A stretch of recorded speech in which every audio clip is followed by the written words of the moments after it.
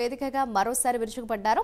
4000 మంది నర్సింగ్ ఆఫీసర్లకు కాంగ్రెస్ ప్రభుత్వం జీతాలు ఇవ్వడం లేదని మండిపడ్డారు. బీఆర్ఎస్ హయాంలో ఇచ్చిన ఉద్యోగాలను కాంగ్రెస్ పార్టీ తన ఖాతాలో వేసుకుందని ఎద్దేవా చేశారు. 4 నెలలుగా జీతాలు ఇవ్వకుండా ఉద్యోగులను ఇబ్బంది పెడుతున్నారని ట్వీట్ చేశారు. కాంగ్రెస్ ప్రభుత్వం రాష్ట్రంలో ఫెయిల్ అయిందని ధ్వజమెత్తారాయన.